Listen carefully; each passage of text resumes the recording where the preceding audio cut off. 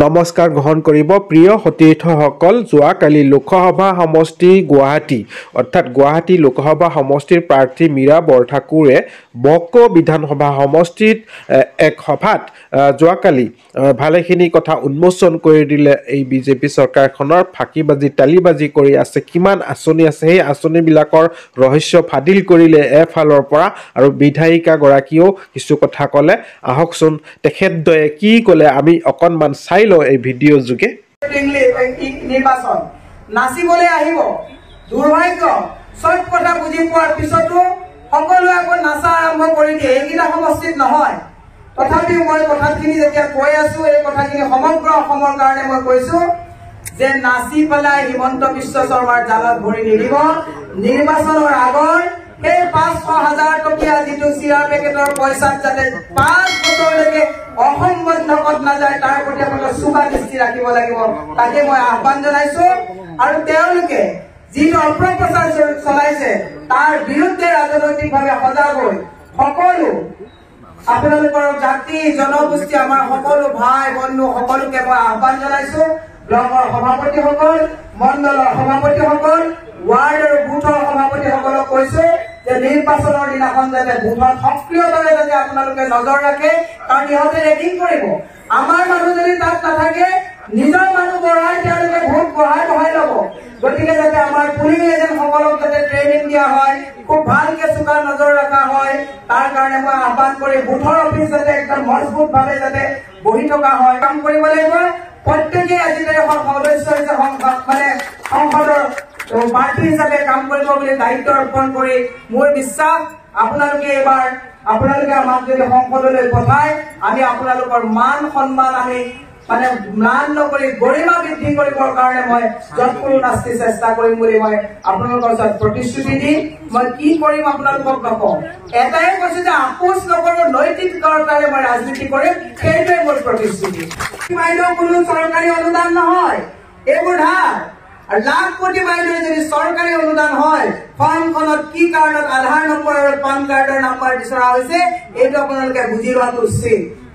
আপোনালোকক 10,000 টকাৰ ফন্দিত ভৰাই ভোটকেইটা আদায় কৰি ল'ব, আৰু তাৰ পিছত চৰকাৰেতো পইচা দিব নোৱাৰে। 1,48,000 কোটি টকা ধাৰ অহা এই নিৰ্বাচনৰ পিছত চৰকাৰী কৰ্মচাৰীক তেওঁলোকে দৰমহাও দিব নোৱাৰে। আৰু এই 10,000 টকা যাক দিব, আধাৰ নম্বৰ এইকাৰণে লোৱা হৈছে, অন্য একাউণ্টতো যদি পইচা থাকে আধাৰ লিংকত পইচা উলিয়াই লৈ সুধিবলৈ লৈ গুচি যাব। এইখন হৈছে বাকী আৰু বিজ্ঞাপনৰ চৰকাৰ। মই আপোনালোকক এটা কথা বিনম্ৰভাৱে অনুৰোধ জনাইছো, যিমান সপোন দেখুৱাইছিলে তেওঁ আহি পেলাই 14 কি কৈছিলে যে মোক जो काम 7 साल में कांग्रेस नहीं कर पाया 7 महीना बीजेपी करके दिखाएंगे। কি কৰি দেখুৱালে? অসমত যিমান ৰাজহুৱা কংগ্ৰেছৰ দিনত প্ৰতিষ্ঠা কৰা সা সম্পদ আছিলে এটা এটা কৈ তেওঁলোকে অষ্টলক্ষী বুলি কৈ চব এটা এটাকৈ বিক্ৰী কৰি দিলে। তেওঁ কৈছিলে না খাওঁগা না খানে দুংগা, এটা ইলেক্ট্ৰল বণ্ডৰ যোগেদি। এইবিলাক কথা আপোনালোকে ৰাজনৈতিকভাৱে বুজা দৰকাৰ। প্ৰথমতে মেডিচিনৰ কোম্পানীক তেওঁলোকে কি কৰিলে, ইডি ৰেড কৰালে, ইনকাম টেক্স ৰেড কৰাই ললে। তাৰপিছত মেডিচিন কোম্পানীৰ 18 টকা চুটি যেতিয়া হেৰাই গল, অমিত শ্বাহলে বহি তেওঁলোকৰ লগত নেক্সাছত বহি কলে যে ইডি আৰু ইনকাম টেক্সৰ ৰেট মই মাফ কৰি দিম। ইলেক্ট্ৰল বণ্ডৰ যোগেদি মনে মনে বিজেপিয়ে বহু কোটি টকা তেওঁলোকে লৈ ললে। আৰু 1 তাৰিখৰ পৰা মেডিচিন কোম্পানীয়ে 800 বিধ মেডিচিনৰ দাম বৃদ্ধি কৰিলে।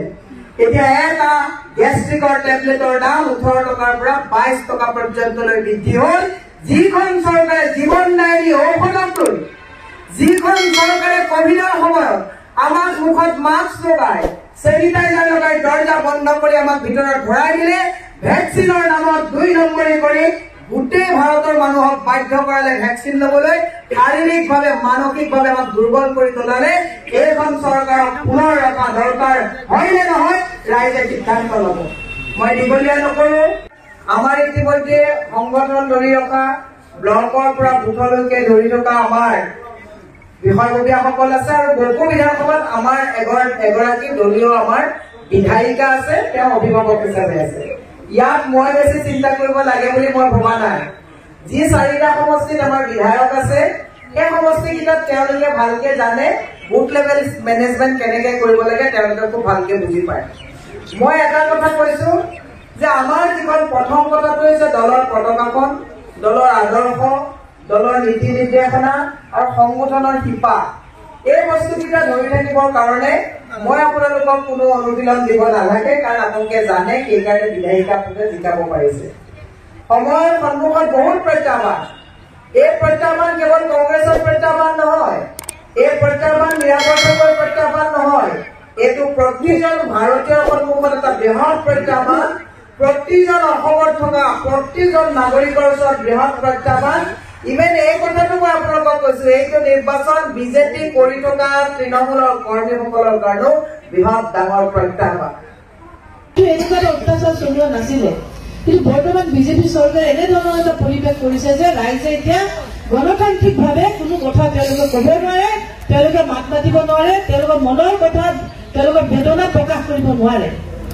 সংবিধান তেওঁলোকে নামানে, তেওঁলোকে ED, CBI এইবিলাক ব্যৱহাৰ কৰে, চৰকাৰী এজেঞ্চিবিলাক ব্যৱহাৰ কৰি বিভিন্ন ধৰণে তেওঁলোকে বিভিন্ন কোম্পানীৰ পৰা তেওঁলোকে বিভিন্ন কলাধন তেওঁলোকে নিজৰ দলীয় ফাণ্ডত তেওঁলোকে এইবিলাক মজুত কৰি দলীয় প্ৰচাৰ প্ৰসাৰত তেওঁলোকে ব্যৱহাৰ কৰি আছে।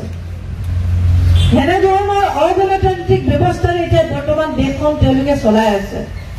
তো সেইটো কাৰণে মূল্য বৃদ্ধি আজি ৰাইজক জুৰুলা কৰিছে। আজি বস্তুৰ দাম ইমান বেছি হৈছে যে ৰাইজৰ এতিয়া ঘৰ নচলে, পাকঘৰ নচলে, ল'ৰা ছোৱালীক পঢ়া শুনা কৰিব পৰা নাই, শিক্ষাৰ ইমান মানে বেয়া বহুল হৈছে বস্তুবিলাক। কিতাপৰ দাম বাঢ়িছে, পেঞ্চিলৰ দাম বাঢ়িছে, পাকঘৰত গ'লে মিঠাতেলৰ দাম বাঢ়িল, দালিৰ দাম বাঢ়িল, গাড়ী এখন কিনিলে তেলৰ দাম বাঢ়িছে, পেট্ৰলৰ দাম বাঢ়িছে, ডিজেলৰ দাম বাঢ়িছে। হস্পিটেলত থকা বেমাৰীসকলে তেওঁলোকৰ ঔষধ কিনিব নোৱাৰে। 800 ঔষধৰ মূল্য বৃদ্ধি কৰিলে আজি 2 দিন আগতে। তো এই যে গোটেই ব্যৱস্থাটোক ধ্বংস